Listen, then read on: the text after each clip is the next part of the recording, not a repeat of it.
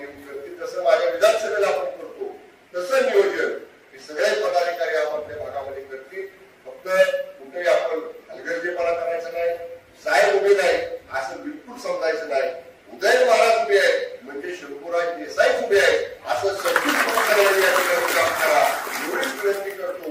भरभरून मतदान माननीय श्रीमंत छत्रपती उदयनराजे भोसले महाराजांना कमळाच्या चिन्हावरती आपण येणाऱ्या 7 तारखेला करावं अशी विनंती करतो. एकूण मला एवढंच सांगायचे, माननीय एकनाथ शिंदे साहेब राज्याचे मुख्यमंत्री झाले, विश्वासाने त्यांनी मला कॅबिनेट मंत्री केलं, सातारा जिल्ह्याचं पालकमंत्री पण दिलंच. परंतु आता बरीचशी आपली देवळी भागातली कुंभारगाव भागातली माणसं मुंबईला, वाशीला, नव्या मुंबईला, कोपर करण्यामध्ये, मिरुळला बऱ्याच ठिकाणी आहे. ठाणे जिल्ह्याचं पालकमंत्री पण सुद्धा माननीय मुख्यमंत्र्यांनी विश्वासाने मान्य केलं. आणि मग ही जबाबदारी देताना कालच्या लोकसभेच्या निवडणुकीला आदरणीय महाराज साहेबांचा ज्यावेळी उमेदवारी अर्ज आम्ही भरला त्या दिवशी महाराज साहेबांचा अर्ज भरून आल्यानंतर माननीय मुख्यमंत्री महोदयांनी मला सांगितले की शंभूराज तुम्ही सातारचे पालकमंत्री आहे आणि उदयनराजे भोसले प्रचंड मतानं निवडून आले पाहिजे, ही जबाबदारी तुमच्यावरती आहे. साहेबांनी म्हटलं साहेब मला साताऱ्यात थांबावं लागेल, आपण ही निवडणूक ताकदीनं लढायचं ठरवलंय. पण साहेबांनी सांगितलं 2 दिवस साताऱ्यात, 1 दिवस कोल्हापूरमध्ये, थोडंसं आपल्याला हे अर्धा दिवस तुम्हाला हे करावं लागेल. माझी तुम्हाला सगळ्यांना विनंती आहे, देवाळी विभागातल्या सगळ्या माझ्या कार्यकर्त्यांना विनंती आहे की आता ही जबाबदारी जशी माझ्या खात्यावर माझ्या नेत्याला दिली तसं तुम्ही माझं नेतृत्व मानता, माझे कार्यकर्ते म्हणून ही जबाबदारी मी तुमच्या खात्यावरती आज देतो की या देवाळी विभागामध्ये आपल्याला आदरणीय उदयनराजे भोसले साहेबांना प्रचंड मताने या ठिकाणी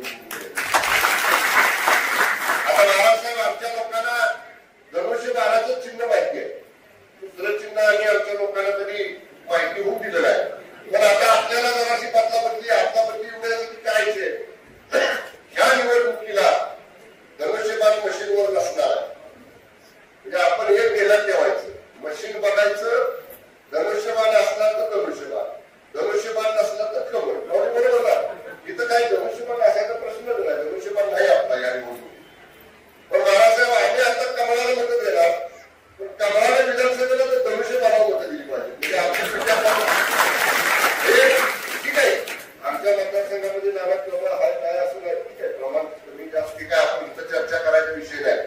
पण आम्ही कसं युती धर्म आता पाळलाय आणि मुख्यमंत्री शिंदे साहेब, उपमुख्यमंत्री फडणवीस साहेब, उपमुख्यमंत्री दादा यांनी जो आदेश दिला तो पाळायची जबाबदारी त्यांच्या मंत्रिमंडळातला एक मंत्री म्हणून माझी आहे. आणि आपल्याला एकच सांगतो, माझा एक कार्यकर्ता जो समोर बसलाय हा 4थी पिढी आहे, हा देसाई परिवारावर निष्ठा रुपये पुढे टाकले किंवा पोटभर पैसा जरी पुढे टाकला तरी त्याला न भुलणारा हा देसाई गटाचा निष्ठावान कार्यकर्ता माझ्या मनात. त्यामुळे आपण निर्धास्त राहा. त्या दिवशी शिंदे साहेबांच्या, फडणवीस साहेबांच्या, दादाच्या समोर मी शब्द दिलाय, तो शब्द विचारपूर्वक मी दिलाय, कारण माझा विश्वास माझ्या या सगळ्या कार्यकर्त्यांच्या वरती आहे.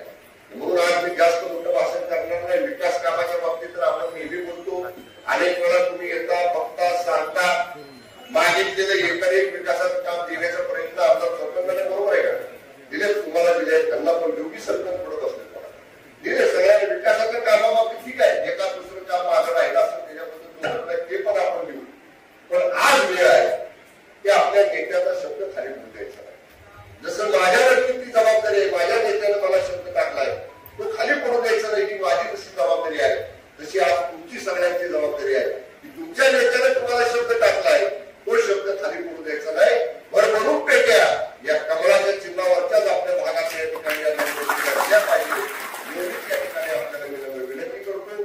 पदाधिकारी बूथवरचं नियोजन आपापल्या ठिकाणी गावामध्ये येऊन करतील, तसं माझ्या विधानसभेला आपण करतो तसं नियोजन हे सगळे पदाधिकारी आपापल्या भागामध्ये करतील. फक्त कुठेही आपण हलगर्जीपणा करायचा नाही, साहेब उभे नाही असं बिलकुल समजायचं नाही. उदय महाराज उभे आहे म्हणजे शंभूराज देसाई उभे आहे असं सगळी या ठिकाणी काम करा एवढीच विनंती करतो.